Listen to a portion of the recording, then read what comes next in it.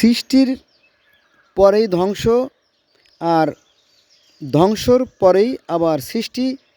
এটাই প্রকৃতির খেলা, এটাই সৃষ্টিকর্তা খেলছেন তার আপন মনে আপন নিয়মে।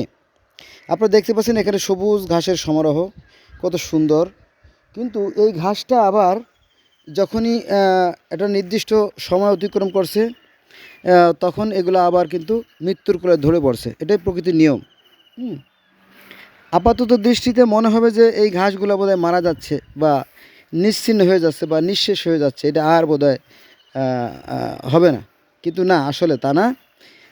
এই যে বললাম যে সৃষ্টির পরে ধ্বংস, আবার ধ্বংসের পরে আবার সৃষ্টি। হ্যাঁ, এই দেখেন এই যে ঘাসগুলো, এগুলো মূলত পেকে গেছে। এই ঘাসগুলো মূলত পেকে গেছে। পেকে যাওয়ার পরে এই যে যে এই ঘাসের যে দেহ, এই দেহ কিন্তু মাটি থেকে সৃষ্টি। এই দেহগুলো মাটির থেকে সৃষ্টি, আবার এই ঘাসগুলো মাটিতেই মিশে যাবে। এটা প্রকৃতির বিধান। এটা সারা পৃথিবীতে একই নিয়ম কাজ করে।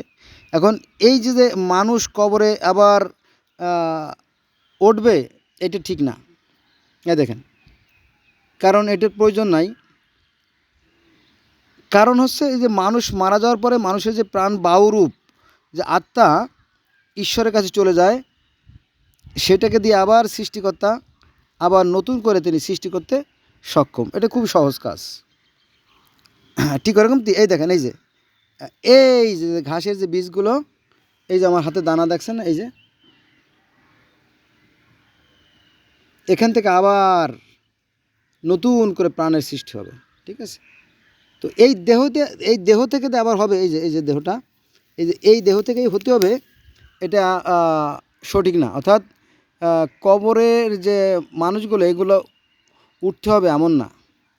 তাহলে কি মৃত্যুই শেষ? না, মৃত্যুই শেষ কথা না।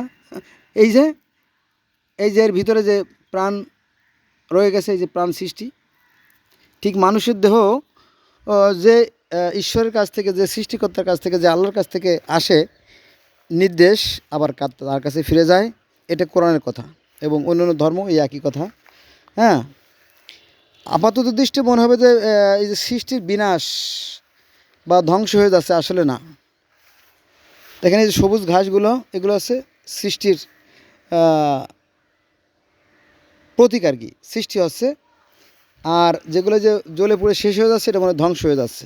কিন্তু আসলে ধ্বংস হচ্ছে না, এখান থেকে আবার নতুন বীজ হচ্ছে, বীজ থেকে আবার নতুন সৃষ্টি হচ্ছে।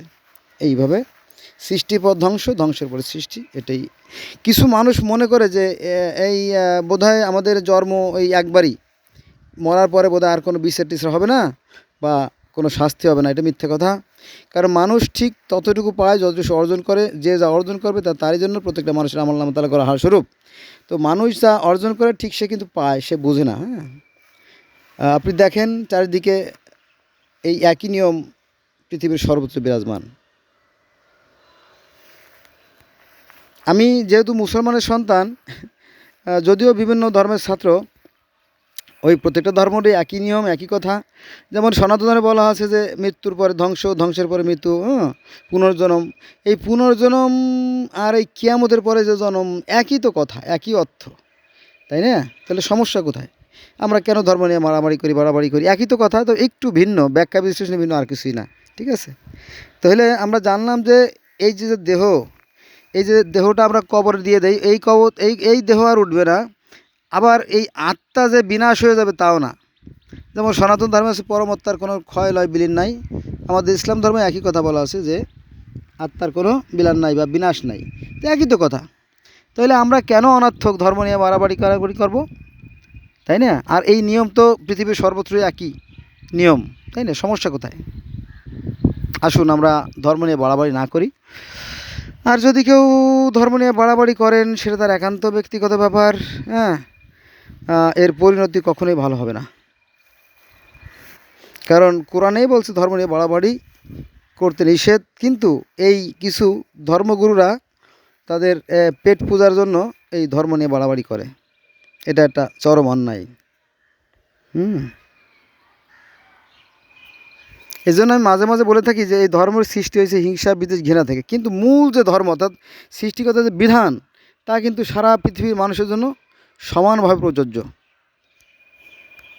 একটু চিন্তা করবেন আমার এই বিষয়গুলো নিয়ে। হ্যাঁ, সৃষ্টির পরে ধ্বংস, ধ্বংসের পরে সৃষ্টি, হ্যাঁ, এটাই প্রকৃতির বিধান, এটাই সর্বসম্মতভাবে গৃহীত। ধন্যবাদ সবাইকে।